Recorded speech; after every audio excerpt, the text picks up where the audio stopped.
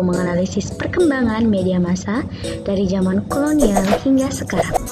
Gutenberg berhasil menciptakan mesin cetak pertama sehingga berpengaruh besar terhadap perkembangan komunikasi massa.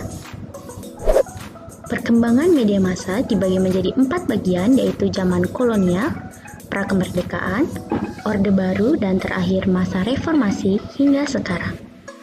Tahun 1885, di seluruh daerah yang dikuasai Belanda, terdapat 16 surat kabar berbahasa Belanda dan 12 surat kabar berbahasa Melayu. Salah satunya adalah Pemberitaan Baru dari Surabaya. Oleh mulai beredarnya koran Suara Merdeka, Berita Indonesia, Merdeka Independen, Indonesia News Bulletin, Warta Indonesia, dan The Voice of Free In.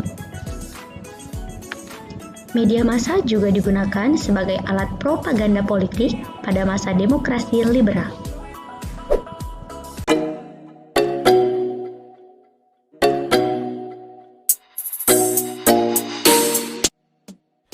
Perkembangan pada zaman sekarang ini sangatlah pesat. Bagaimana tidak? Pada zaman dahulu orang-orang untuk mendapatkan suatu informasi saja sangatlah susah. Namun sekarang dengan perkembangan dan kemajuan teknologi komunikasi dan informasi, semua orang bisa mengakses semua jenis informasi dan membagikannya dengan mudah. Media massa. Media massa adalah salah satu sarana untuk menyampaikan suatu pesan kepada massa atau khalayak, bisa melalui koran, radio, berita di televisi, atau bahkan di zaman sekarang umumnya orang menggunakan website atau internet untuk menyebarkan suatu informasi.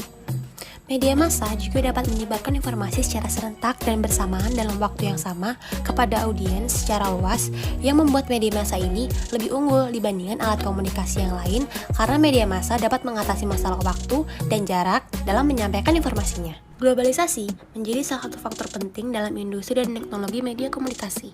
Revolusi teknologi yang terjadi terus-menerus dan berkembang pesat menyebabkan media berkonvergensi dan terciptanya saluran media baru atau platform media yang lebih beragam. Faktor lain yang mendukung disebabkan karena posisi pengaksesan internet masih bersifat kembali kepada pengakses. Bisa dikatakan lebih banyak informasi yang bersifat gratis, sehingga informasi diterbitkan tanpa ada peraturan yang mengharuskan masyarakat membeli informasi tersebut.